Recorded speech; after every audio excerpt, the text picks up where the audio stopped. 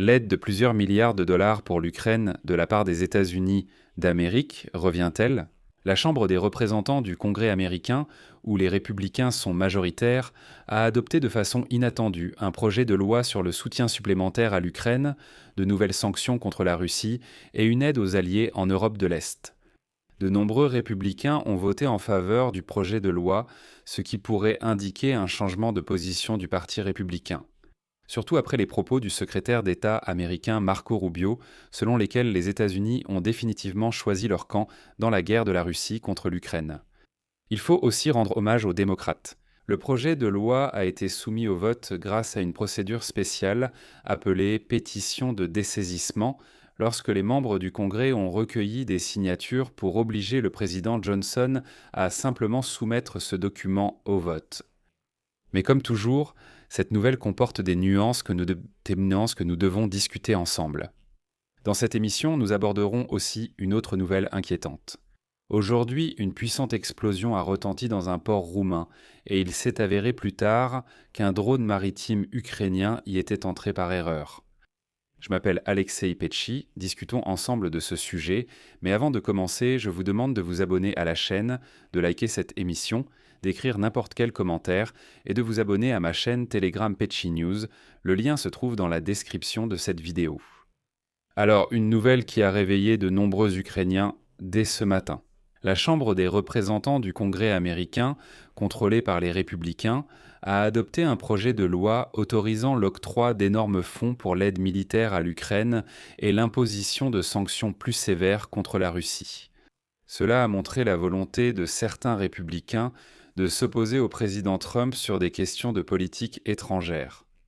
18 républicains et le député indépendant Kevin Kelly se sont joints aux démocrates pour adopter le projet de loi, qui a été soumis à la Chambre des représentants par le biais d'une pétition d'adoption déposée par le député Gregory Mix. Le fait est que, rien que pour soumettre ce projet de loi au vote, il a fallu recueillir les signatures des députés afin de contourner le veto, car le président de la Chambre, Mike Johnson, refusait tout simplement de le soumettre au vote. Et finalement, le résultat final du vote, 226 voix pour et 95 contre. Le député Mix a posé une question importante à tous les opposants à l'aide à l'Ukraine. Et juste avant le vote, il a déclaré, je cite, « Nous voulons tous que cette guerre se termine. La question est de savoir comment. » J'appelle à soutenir les courageux Ukrainiens qui luttent pour leur avenir, à leur fournir les armes nécessaires pour se défendre. Faire porter au Kremlin la responsabilité de ce conflit immoral et tenir la Russie responsable de ses crimes de guerre. Je rappelle qu'en mai, le député indépendant Kelly a signé une pétition pour une dispense de vote, devenant ainsi le 218e membre nécessaire pour soumettre la question au vote à la Chambre. Et jeudi, 6 républicains, Kelly et les démocrates, ont assuré le nombre de voix nécessaires. Mais comme vous l'avez vu, les républicains ont même donné plus de voix que nécessaire. Le projet de loi prévoit le soutien des États-Unis à la reconstruction de l'Ukraine, la lutte contre l'influence malveillante de la Russie, l'octroi d'une aide supplémentaire en matière de sécurité aux pays baltes, ainsi que l'octroi à l'Ukraine de prêts militaires étrangers pour l'achat d'armes et d'autres dispositions. Le projet de loi, en termes de chiffres, prévoit plus d'1 milliard de dollars d'aide à l'Ukraine.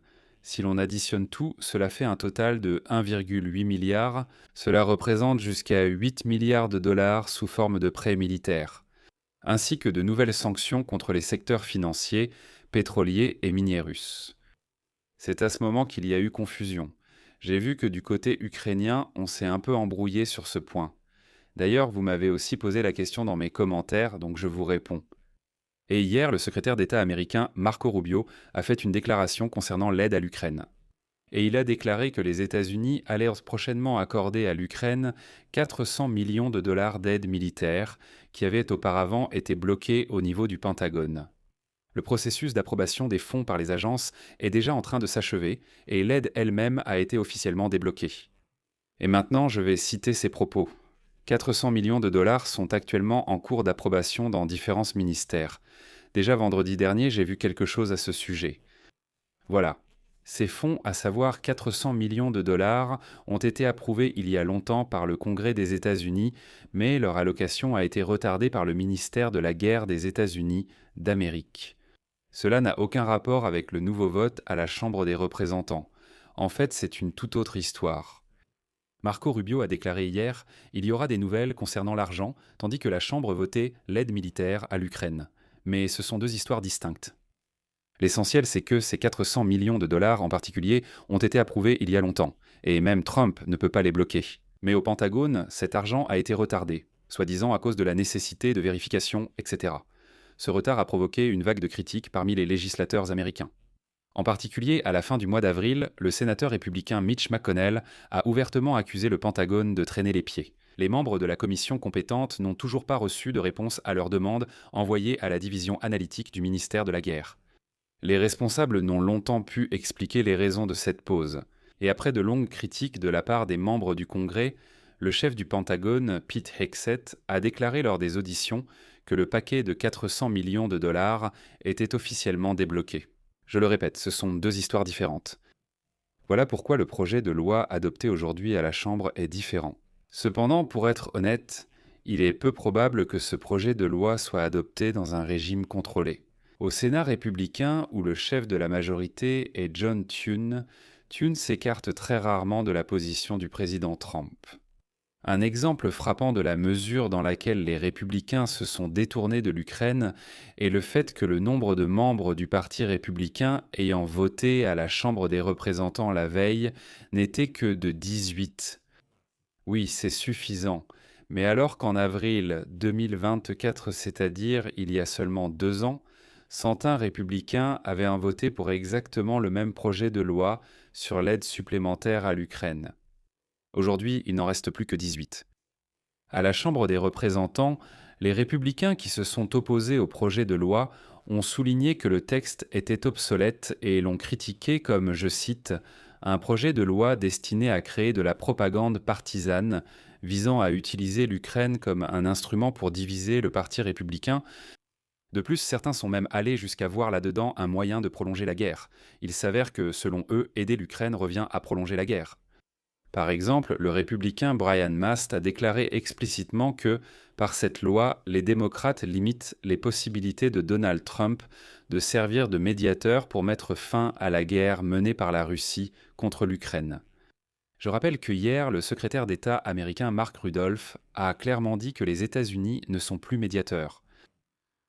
Cependant, l'auteur du projet de loi, Mix, a affirmé que la meilleure façon de mettre fin à la guerre est d'apporter un soutien à l'Ukraine et de forcer la Russie à entamer des négociations en étant en position de faiblesse. Les républicains, de leur côté, ont déclaré que ce projet de loi ne fait qu'entraver de nouvelles sanctions contre la Fédération de Russie. Ça, c'est vraiment ridicule.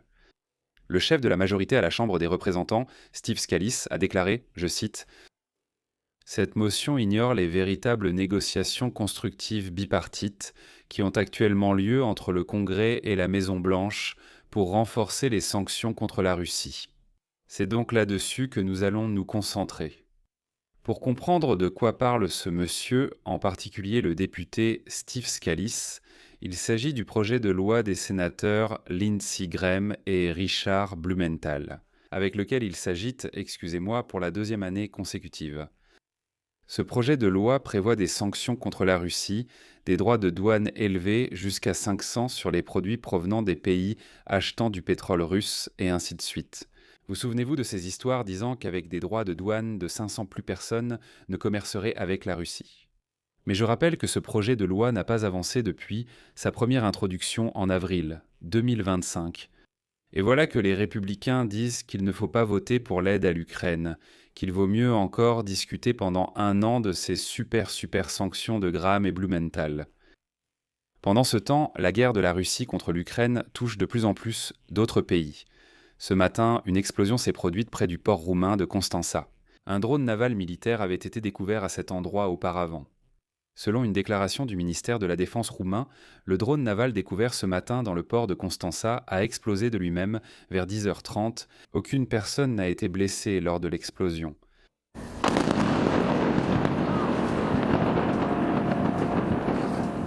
Ah, on va sur la Lune, n'est-ce pas? Oui, on y va.